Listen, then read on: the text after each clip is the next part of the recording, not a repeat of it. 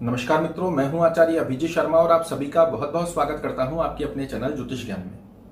मित्रों, आज इस वीडियो में हम बात करने जा रहे हैं 21 जून 2020 को होने वाले ग्रहण पर गर्भवती महिलाओं को विशेष रूप से क्या रखना होगा ध्यान।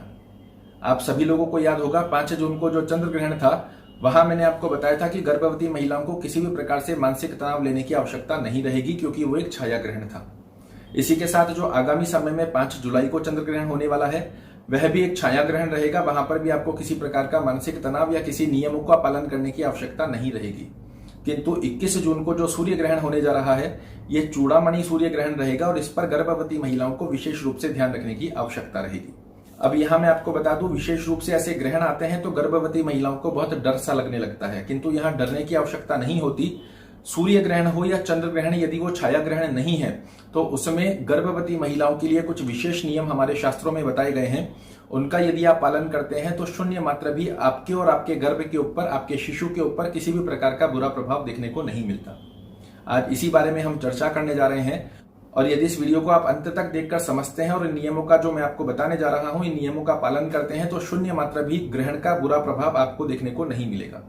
अब यहां मैं आपको बता दूं, 21 जून को प्रातः 9:15 से ग्रहण प्रारंभ होगा और मध्याह्न 3:04 तक रहने वाला है।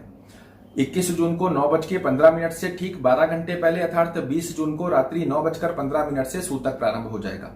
अब यहाँ बहुत सी गर्भवती महिलाओं के मन में एक डाउट रहता है कि क्या सूतक काल में हम खा सकते हैं, सो सकते हैं, पी सकते हैं। तो यहाँ मैं आपका एक संशय दूर करना चाहूंगा कि शास्त्र कहता है बालक, वृद्ध और गर्भवती महिलाएं, इनको खाने पीने में कोई भी प्रकार की संशय नहीं होनी चाहिए।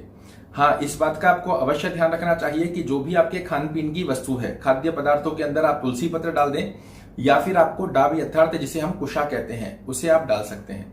उसके पश्चात खाना पीना आप निसंकोच कर सकते हैं, दवाई वगैरह ले सकते हैं, उसमें किसी प्रकार का संकोच नहीं करना होता। सूतक काल में आप निसंकोच सो सकते हैं, किंतु ग्रहण काल जो रहेगा प्रातः 9:15 से 3:04 तक का, इसमें आप प्रयास करें कि शयन ना करें, क्योंकि शास्त्र मान्यता अनुसार बताया गया है कि ग्रहण काल के अंदर गर्भवती महिलाओं को शयन नहीं करना चाहिए। अगर आपके लिए संभवत रहे तो आप बेड के ऊपर सिराना लगा के अपने पैर सीधे कर बैठ सकते हैं, थोड़ा बहुत घूम सकते हैं। और जो ग्रहण काल का समय रहेगा, इसमें विशेष रूप से मित्रों मैं आप सभी लोगों को बताना चाहूंगा, ग्रहण काल में आप अपने इष्ट देव का जितने भी नाम का स्मरण कर सकते हैं, उतना आपके और आपके शिशु के लिए सर्वश्रेष्ठ माना जाता है। अपने इष्ट देव का नाम का उच्चारण कर सकते हैं। या शास्त्र कहता है कि ग्रहण काल जब भी कोई ऐसा ग्रहण संकट आता है, ऐसी अवस्था के अंदर यदि आप भगवान शिव की आराधना करते हैं तो इन्हें समस्त प्रकार के कष्टों का हारक माना जाता है।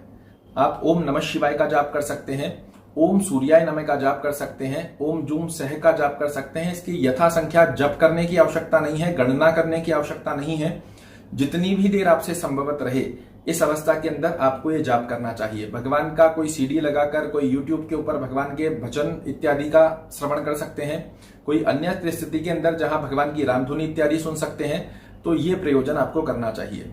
इसी के साथ बहुत बेसिक जो कॉन्सेप्ट है वो आप सभी लोगों को पता है कि तलना फुलना नहीं होता, सुई चाकू इनका प्रयोजन नहीं करना होता, काले नीले वस्त्र नहीं पहनने चाहिए आपको उस समय के अंदर। साथ ही आपके गर्भ को पूर्ण रूप से ढककर रखना चाहिए।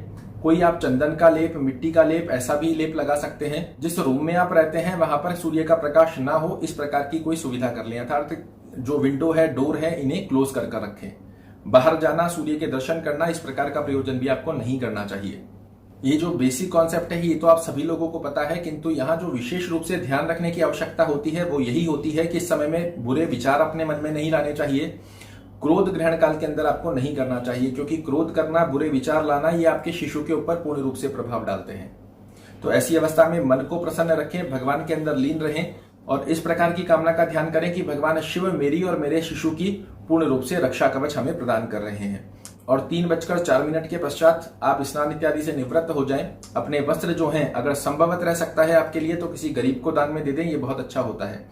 इसी के साथ 20 तारीख की रात्रि को आप अपने वजन से दशांश अन्न, उदाहरण स्वरूप जैसे आपका वजन 60 किलो है तो 10वां हिस्सा हो गया 6 किलो, 70 किलो है तो 7 किलो, इस प्रकार से कोई भी 7 प्रकार के धान्य आप अपने सिराने रखकर सो सकते हैं। और 21 जून को ग्रहण समाप्त होने के पश्चात यदि उन्हें कोई चींटियों को दे दे, कोई पशु पक्षियों को दे दे, कोई गरीब को दे दे, कोई हरिजन को दे दे, इस प्रकार से करने के योग भी आपके और आपके शिशु को पूर्ण रूप से रक्षा कवच प्रदान करते हैं। तो यहाँ डरने की कोई आवश्यकता नहीं रहेगी।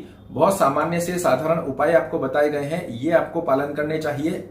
विशेष रूप से ग्रहण समय के अंदर आपको सोना नहीं चाहिए। इसी बात का विशेष रूप से ध्यान रखिए, भगवान के नाम का स्मरण करें और प्रभु से कामना करें कि भगवान मेरी और मेरे शिशु की पूर्ण रूप से हमें रक्षा कवच प्रदान करें। आपको किसी भी प्रकार का शून्य मात्र भी ग्रहण का बुरा प्रभाव देखने को नहीं मिलेगा।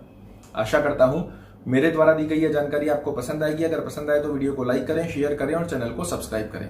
कल ऐसी ही एक और रोचक जानकारी के साथ आपके सामने प्रस्तुत होऊंगा। तब तक के लिए